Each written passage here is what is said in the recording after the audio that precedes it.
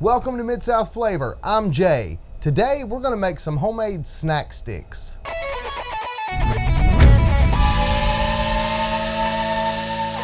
If you enjoy cooking, grilling, or pretty much anything food related, then start off by hitting that subscribe button. When you do, tap the little bell icon next to it, that way you won't miss anything. Today I'm going to use my pellet smoker to make some smoked snack sticks.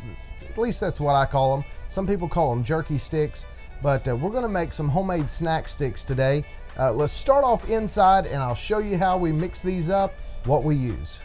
To start off, I'm using 7 pounds of 80/20 ground beef. I'm just breaking it up, trying to mix it up pretty good.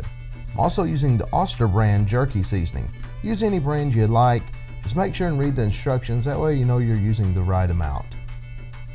I'm also using some brown sugar for this. I use about half of the amount of brown sugar as I use seasoning. So if you have a cup of seasoning, use a half a cup of brown sugar. And I like to mix it all together very well before I mix it in with the meat. Now I take my seasoning, brown sugar mix, pour a little bit of it in, and then get my hands in there and try to get it mixed up as well as I can. Just kind of coat it around. Then I take a little bit more seasoning, I'll pour a little more seasoning in there and go back to mixing again. I do this a little bit at a time and it seems to blend better for me. Once you have it all mixed well, you'll see the color changes quite a bit, and then you're pretty much ready from here to make jerky out of this stuff. Or if you do this late, you can do like I did and load it up into a Ziploc bag, put it in the refrigerator overnight, and then make the jerky the next day. It doesn't hurt leaving it in the refrigerator. Actually, it just kind of maybe adds a little bit more flavor to it. I'm also using a LEM Jerky Cannon. I highly recommend this thing. Of course, I'll leave a link to the products down in the description below. But you just unscrew this and then you just fill the tube with the ground beef that you're using. And do a better job than I did. Make sure and kind of poke it down in there as far as you can to get the air out of it. Screw it back in and then you just use the handle, squeeze some air out of it. This thing works pretty much just like a caulking gun, so it's really easy to use.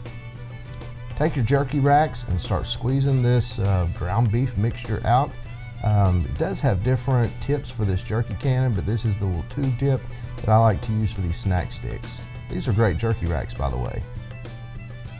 Once you have them all loaded up, you're pretty much ready to go to the smoker with it. Today I'm using a Camp Chef Woodwind pellet grill. And I just stack all the trays up, put them over onto my smoker, and then I'll kind of push them back a little bit, make sure I have clearance for the door to shut, and these will be great. I'm sifting my pellets to keep from some of this little pellet dust from clogging up my machine. I'm also using a cherry and pecan blend of pellets for this. I'm smoking it on the low smoke setting. Kind of keeps the temperature somewhere around 150 to 160 degrees, and it gives a lot of smoke, as you can see here in this picture. This is after about a couple hours of smoking. Speaking of a couple hours, every couple hours I take the trays off of the smoker and I rotate them a little bit. I usually take the top tray off, put it on the bottom of my smoker, take the rest of the trays, stack them up, and I do this about every couple hours. Close the lid and we're ready to smoke some more. Okay, now it's time to pull these off of the smoker. I shut the smoker off and I let them cool on the smoker. So we're going to pull the racks now off of the smoker and I'll show you what we ended up with. And here we have it. We have our trays of our snack sticks. They look good, they smell good, so yeah, these look pretty good. As you can see, these are pretty long. Normally what we do is we cut these in half and then we put them in a vacuum sealer. If you haven't seen the video, you can click this link up here and it'll show you the vacuum sealer that I use.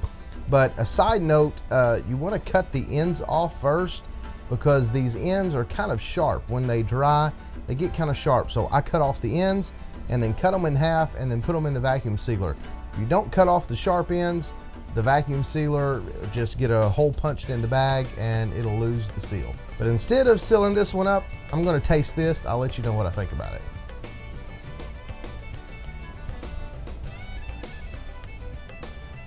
I love the taste of these. Has just enough of that brown sugar to give it some sweetness. I didn't put any extra pepper. You can spice these up if you want to. I'm putting some black pepper, some cayenne pepper, or crushed red pepper on these. But these I done just with the mix the way it was. It still has just a little bit of spice, mainly just a flavor to it. And then the wood pellets that I used, done great as always. So yeah, these are delicious. So I say these are a win. I let these dry for 7 hours. Depending on your smoker or your dehydrator, the time may vary. So be sure and watch it, especially the first time that you make these. You want to make sure that you don't go too dry. If you wanted them a little bit more dry, then of course you could let it go longer. But I would say these turned out pretty good. The more that they set, they will dry up a little bit more, but yeah, I think these turned out really well at 7 hours. Remember to check the description below this video. I'll list all of the items that I can that I used, the jerky gun, these racks. I'll try to list all of those in the description, so if you're interested, you can check them out yourself. Leave me a comment down below. Let me know, have you ever made your own jerky, or do you make these snack sticks like this? Thanks for liking, commenting, and subscribing. And remember, on the grill or in the kitchen, here in the Mid-South, we do flavor.